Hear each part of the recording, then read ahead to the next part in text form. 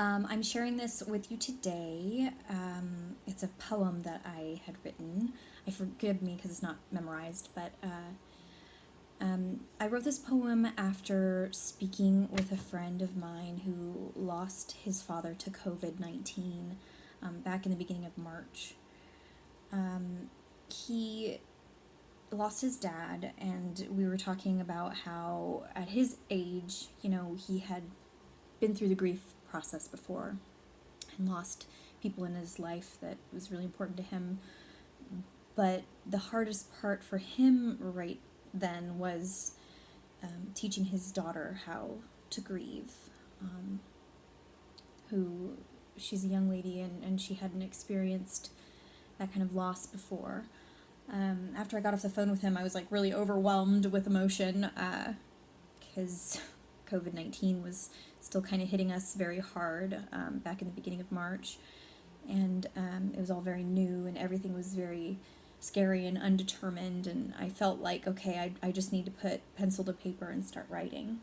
So I did, and the result is this, literally pencil to paper, and I'm going to share it with you.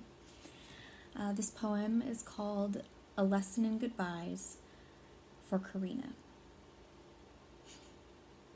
There is that precipice that we call grief, that mountain we must face. It beckons us again and again. It grows somehow. It shrinks. We climb, we fall, we conquer, and yet still the bitter siren calls. Once reached, once met, this grievous top, this known stranger shrouds us in that numbing familiar torpor. Then the storm comes. The grief somehow ebbs and flows as the sea of our sorrow drowns us with our tears, our anger, our hopes, our fears, our sadness, our love, our dreams, our regrets. That universal scarp at its peak plays harp in the storm until a break of white.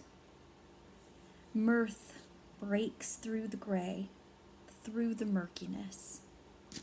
She too beckons, calling on us to take solace in that universal truth of a life lived, and a life lived well, in the humanity of grief's call to arms.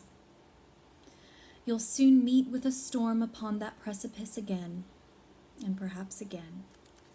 But now she guides you off that cliff, out of the tempest, veiled in light, in hope, in comfort, in joy, in the freedom of knowledge that you'll see it again and vanquish the black.